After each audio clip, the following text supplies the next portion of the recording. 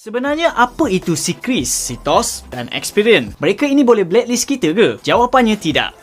Nampaknya ramai juga masih keliru antara ketiga-tiga. Salah satu persamaan mereka adalah ketiga-tiganya adalah laporan kredit ataupun agensi pelaporan kredit yang melaporkan sejarah kredit individu dengan setiap institusi kewangan di Malaysia. Ketiga-tiga laporan kredit ini hanyalah membekalkan maklumat ataupun sejarah kredit individu dan tidak membuat apa-apa penilaian ataupun cadangan tentang permohonan kredit individu.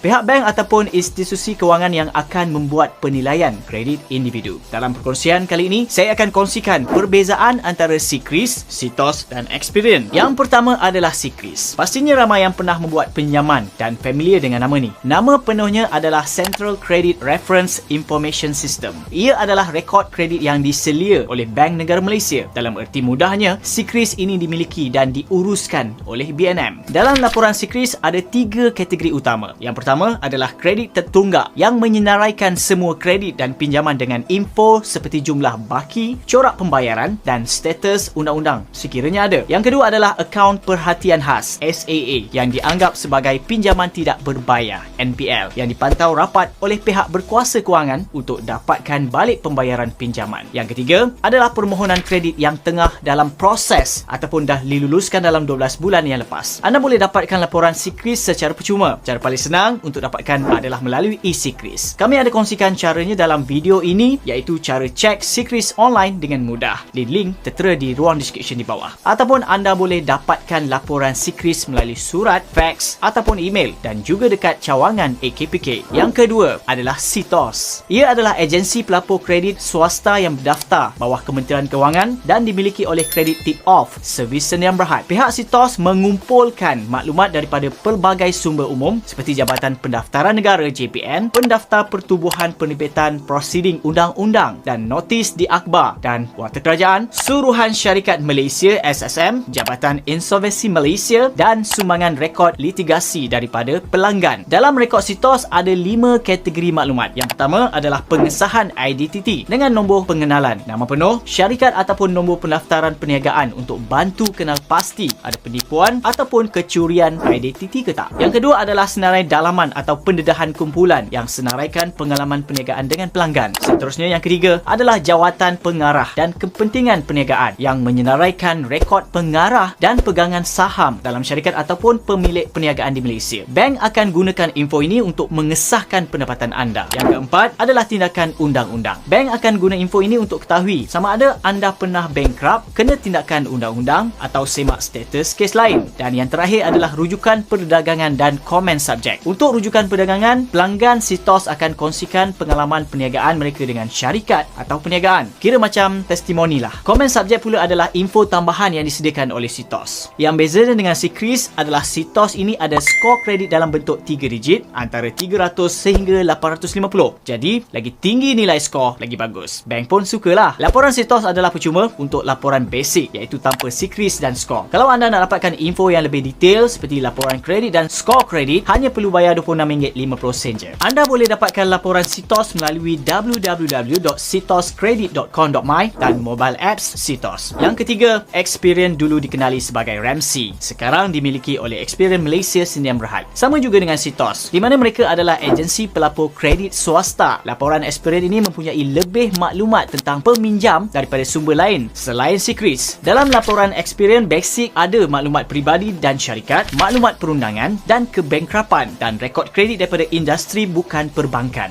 Dan laporan basic ini adalah percuma. Tapi untuk dapatkan info yang lebih detail seperti skor kredit, skim potongan gaji angkasa, PTTN dan sejarah litigasi, perlu bayar RM19.50. Sama juga dengan Citos, untuk Experian, ia merekodkan skor kredit individu sebagai iScore. Lagi tinggi nilainya, lagi bagus. Untuk dapatkan laporan Experian adalah sangat mudah. Sama ada melalui website mereka www.mycreditinfo.com.my ataupun download apps percuma melalui Google Play Store ataupun Apple App Store. Jadi untuk anda yang nak semak laporan kredit untuk kali pertama, boleh je semak melalui Secris dulu. Itulah yang paling basic dan of course lah percuma. Tapi sekiranya anda ingin dapatkan lebih info tentang skor kredit dan juga maklumat kredit lain seperti rujukan perdagangan, potongan angkasa, rekod pengarah dan lain-lain, anda boleh subscribe ke laporan Citos dan Experian untuk dapatkan package yang berbayar. Start bina habit untuk semak laporan kredit anda. Sekurang-kurangnya setahun sekali sekali. Yang paling penting, pastikan anda sentiasa konsisten dan disiplin dalam membuat bayaran balik pinjaman.